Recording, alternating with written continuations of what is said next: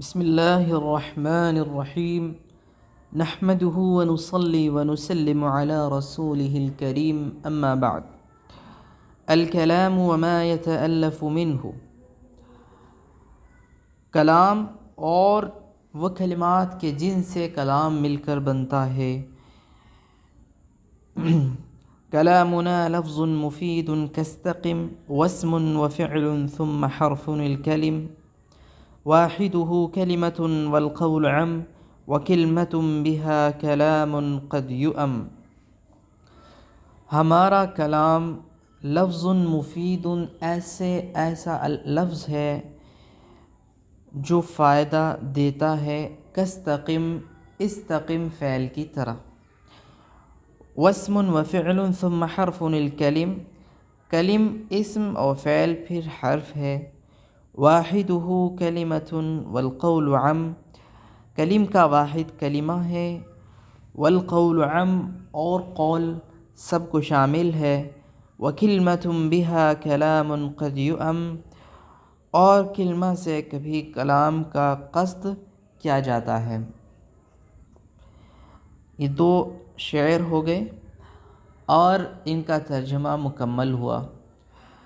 عنوان الکلام وما یتألف منہ، اس کی اصل عبارت یوں ہے: ھذا الباب فی بیان الکلام وما یتألف منہ. یہ باب کلام اور جن سے کلام مل کر بنتا ہے، یعنی وہ کلمات جن سے کلام مل کر بنتا ہے، اس کے بیان میں ہے. اس کی وضاحت و تشریح کی جائے گی. لیکن اختصار کے پیش نظر عنوان میں اس طرح عبارت حذف کر دی جاتی ہے، لیکن جب اس کی ترکیب کی جائے گی تو پھر یہ عبارت محذوف ماننی ہوگی. تألف یتألف کے معنی آتے ہیں مرکب ہونا، اور اسی طرح ترکب یترکب کے معنی میں بھی مرکب ہونے کے آتے ہیں، اور یہ اس کے مرادف ہے. یعنی مرکب ہونے کا مطلب ہے کہ ملنا جڑنا، دو چیزوں کا مل کر یا ان کو جوڑ کر ایک کر دیا جانا. ما جو ہے یہ اسم موصول ہے، اس سے مراد کلمہ ہے، یعنی وہ کلمات جن سے کلام مل کر بنتا ہے. علماء نحات کے یہاں کلام کی تعریف کیا ہے اس کا انہوں نے سب سے پہلے تذکرہ کیا. پھر اس کے بعد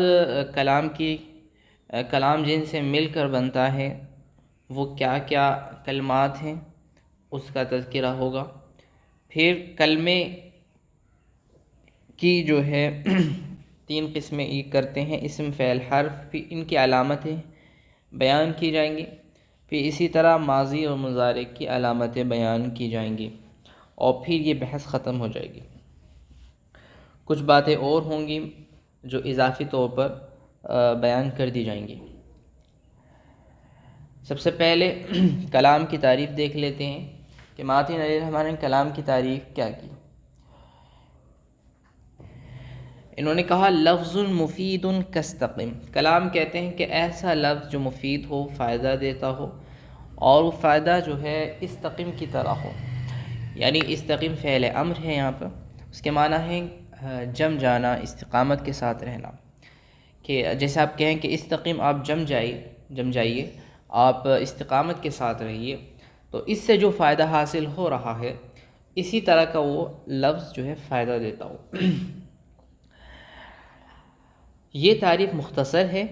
اصل میں اس کی تعریف مکمل اس طرح ہوگی، یا مکمل تو یہ تعریف بھی مکمل ہی ہے، لیکن جو عبارت انہوں نے کاستقم کی جگہ حذف کر دی ہے اور اس کی جگہ قائم مقام کاستقم کو بنا دیا ہے، وہ اصل میں عبارت وضاحت کے ساتھ اس طرح یوں ہوگی: اللفظ المفید فائدۃ یحسن السکوت علیہا. کلام وہ لفظ ہے کہ جو ایسا فائدہ دیتا ہو کہ جس پر خاموش رہنا بہتر ہو. ایک چیز اور بتا دوں کہ لفظ جو ہے اردو زبان کے اندر تو ایک کلمے کو کہا جاتا ہے، ایک ورڈ ہوگا تو اس کو لفظ کہا جائے گا. لیکن عربی زبان میں یا لغت کے اعتبار سے لفظ، کلمہ اور کلام، یعنی ایک کلمہ ہو یا کئی کلمے ہوں، جو بھی انسان اپنی زبان سے ادا کرتا ہو، انسان کی زبان سے جو بھی نکلتا ہو، اس کو لفظ کہتے ہیں۔ اللفظ ما یتلفظ به الانسان، انسان کے منہ سے جو بھی بات نکلتی ہے اس کو لفظ کہتے ہیں۔ وہ مفرد بھی ہو سکتی ہے اور وہ جمع بھی ہو سکتی ہے، یعنی ایک کلمہ ہوگا تو اس کو بھی لفظ کہیں گے، ایک سے زائد کلمات ہوں گے تو ان کو بھی لفظ کہا جائے گا۔ تو کلام ایسے الفاظ ہیں، یوں ترجمہ کر لیجیے کہ ایسے الفاظ کا نام ہے کہ جو فائدہ دیتے ہوں استقم کی طرح۔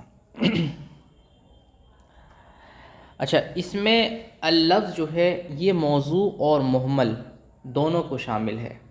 اللفظ جو ہے جنس ہے، یہ موضوع اور مہمل دونوں طرح کے کلمات کو شامل ہے۔ موضوع وہ لفظ ہوتا ہے کہ جو معنی دار ہوتا ہے، اس کے کوئی معنی ہوتے ہیں، اور مہمل وہ ہوتا ہے کہ جس کے کوئی معنی نہیں ہوتے۔ مہمل جیسے دیزن، اور موضوع جیسے زیدن۔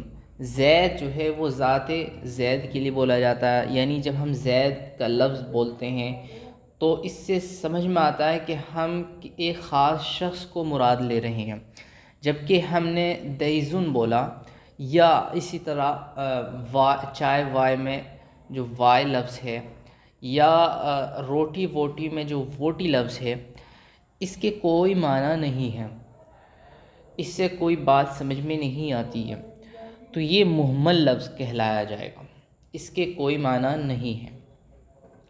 تو لفظ موضوع اور مہمل دونوں کو شامل تھا۔ پھر آگے جنہوں نے قید بڑھائی مفیدن یا المفید، کہ وہ فائدہ دیتا ہو، تو اس میں موضوع تو آ گیا اور مہمل اس سے نکل گیا، اس کی تعریف سے، یعنی کلام کی تعریف سے مہمل خارج ہو گیا۔ اب آگے ہے فائدۃ یحسن السکوت علیہا، کہ کلام ایسا فائدہ دیتا ہو کہ جس کے ادا کرنے کے بعد، جس کو بولنے کے بعد خاموش رہنا مناسب ہو۔ یعنی جب انسان کلام کی اچھا پہلے یہ دیکھ لیجیے کہ فائدہ یحسن السکوت علیہا، یہ بھی ایک قید ہے، اس سے کلمہ نکل جاتا ہے، اور اسی طرح ایک لفظ اور ہے جس کو کلم کہتے ہیں، یہ بھی ایک اصطلاح ہے۔ تو بعض کلم اور کلمہ یہ دونوں اس قید سے، کلام کی تعریف سے خارج ہو جاتے ہیں، یہ دونوں کلام نہیں ہیں۔ تو اللفظ المفید فائدۃ یحسن السکوت علیہا، یہ اس کی واضح تعریف ہوئی۔ کلام ایسے جملے کو کہتے ہیں یا ان کلمات کو کہتے ہیں کہ جن کو ادا کرنے کے بعد سامنے والے کو کوئی خبر، یعنی کوئی نیوز یا طلب، ریکویسٹ معلوم ہو۔ جیسے استقم، کہ آپ برقرار رہیے، آپ اپنے مشن پر جمے رہیے، تو پھر اس سے سامنے والے کو پتہ چل جاتا ہے کہ متکلم کہنا کیا چاہ رہا ہے۔ اس کی ترکیب دیکھ لیتے ہیں۔ کلامنا یہ مبتدا ہے، لفظ مفید کاستقم یہ مکمل طور پہ خبر بن جائے گی، لفظ مفید یہ موصوف صفت ہے، اور کاف حرف جار ہے، استقم یہ مجرور ہے، جار مجرور سے مل کر یہ متعلق ہوگا شبہ فعل کائنون کے، اور وہ شبہ فعل کائنون صفت بلکہ کائنۃ صفت بنے گی فائدتاً مفعول مطلق کی، یعنی یہاں مفید فائدتاً کاستقم، یہ محذوف فائدہ محذوف ماننا پڑے گا مفعول مطلق، اور وہ مفعول مطلق موصوف بنے گا، کائنۃ کاستقم یہ صفت بنے گی اس کی فائدتن کی، تو فائدتاً کائنۃ کاستقم یہ موصوف صفت سے مل کر مفعول مطلق بن جائے گا مفید ان کے، اور پھر یہ اس طرح آپ اس کو خبر بنا لیجئے۔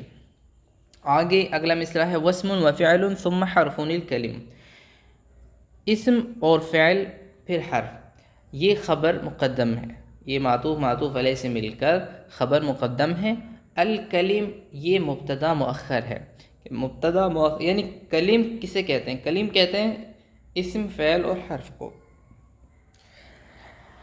آگے ہے واحدہ کلمۃ والقول عام، کلم کا واحد کلمہ ہے۔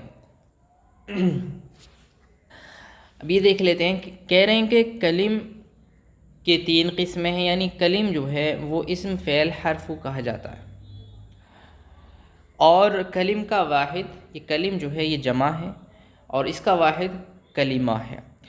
اور یہ یاد رکھیے کہ کلم جو ہے یہ اسم جنس ہے، اور اسم جنس جمعی ہے۔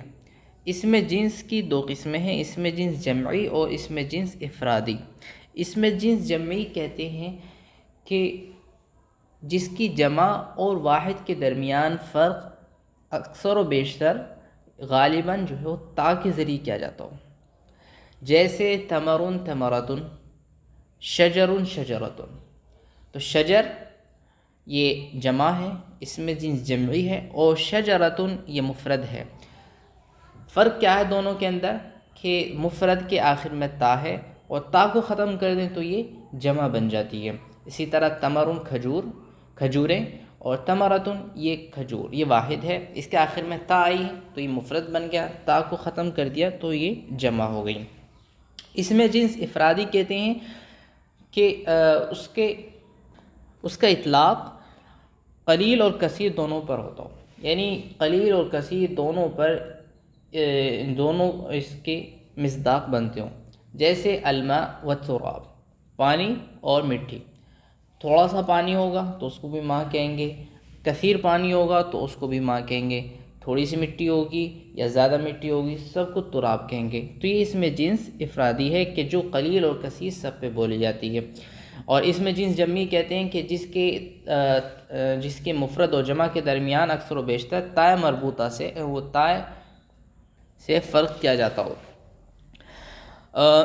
لیکن کہیں کہیں ایسا بھی ہوتا ہے کہ یا کے ذریعے بھی مفرد اور جمع کے درمیان فرق کیا جاتا ہے، جیسے کہ عرب یہ جمع ہے اور اس کا جب ہم واحد لے کر آئیں گے تو عربی کہیں گے۔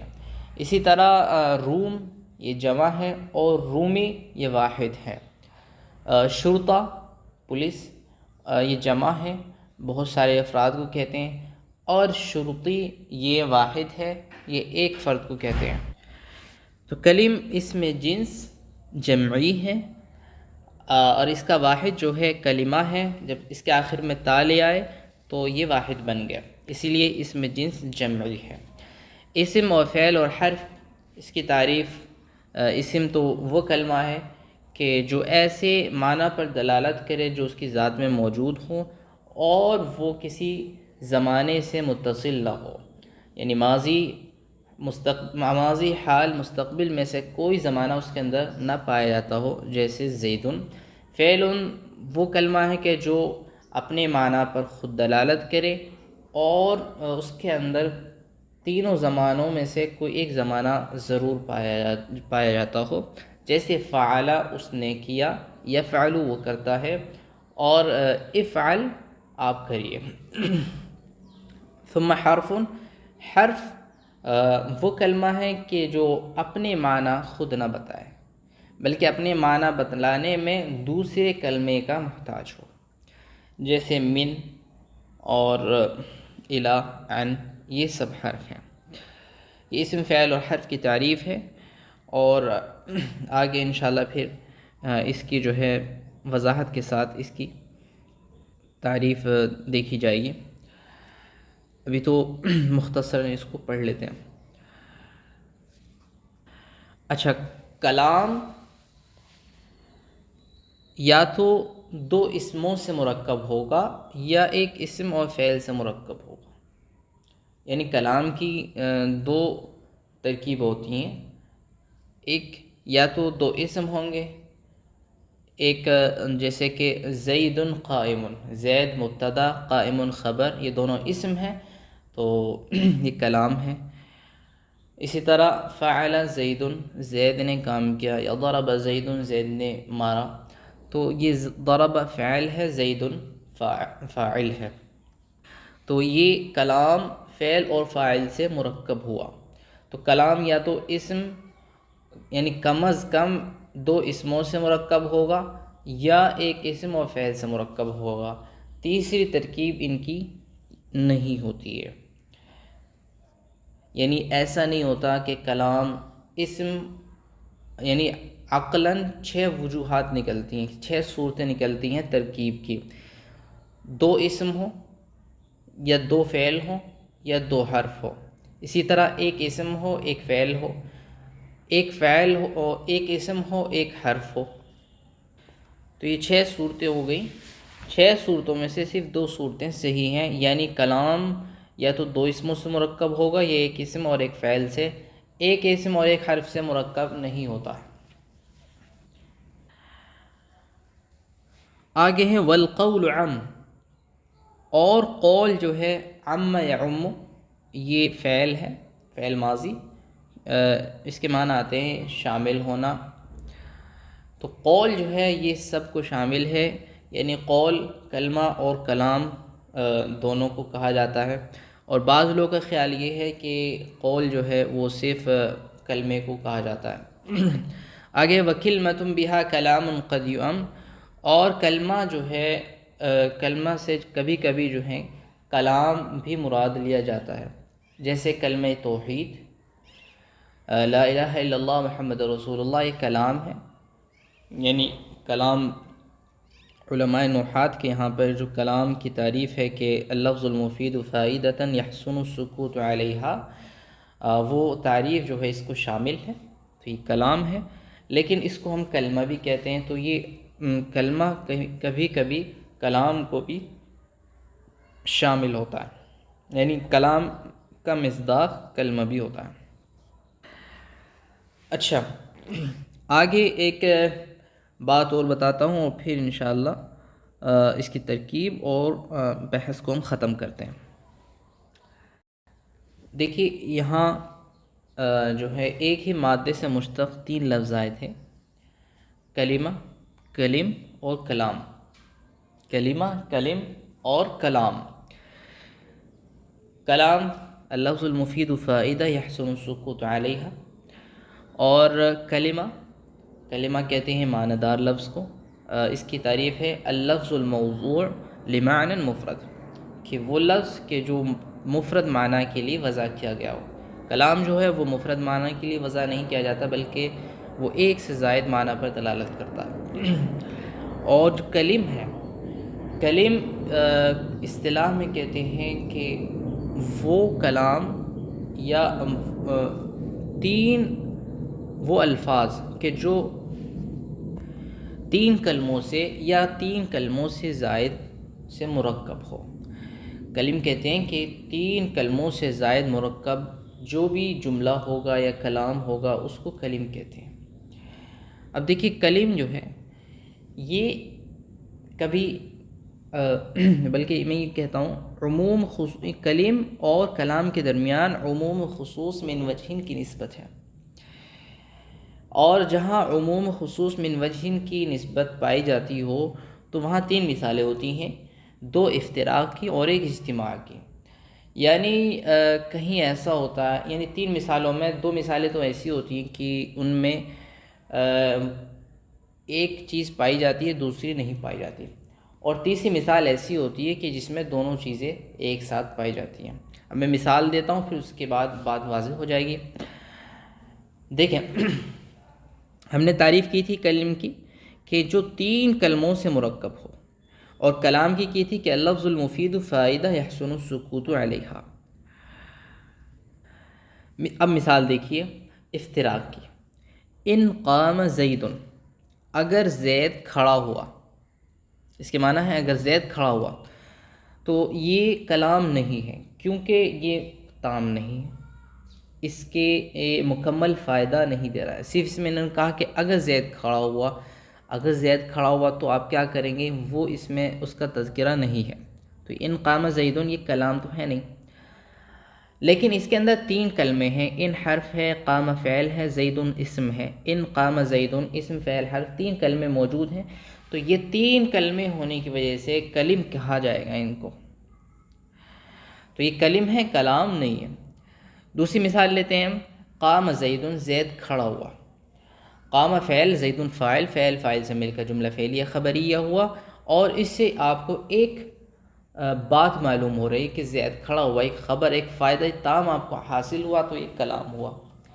لیکن چونکہ اس میں صرف دو کلمے ہیں، تین کلمے یا تین سے زائد نہیں ہیں، تو یہ کلم نہیں کہلائے گا۔ تو یہ مثال ہوئی قام زید افتراق کی، یعنی کلام ہے، کلم نہیں ہے۔ اب ایک تیسری مثال میں دیتا ہوں آپ کو کہ اس میں دونوں باتیں پائی جائیں گی۔ جیسے ما قام زید، زید کھڑا نہیں ہوا، تو ما حرف ہے، قام فعل ہے، زید فاعل ہے، زید اسم ہے، اس میں تین کلمے پائے جا رہے ہیں، لہٰذا ایک کلم ہے۔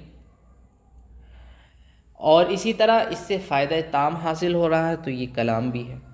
تو اس طرح کلم اور کلام میں ہم نے ثابت کیا کہ ان کے درمیان عموم و خصوص من وجہین کی نسبت ہے۔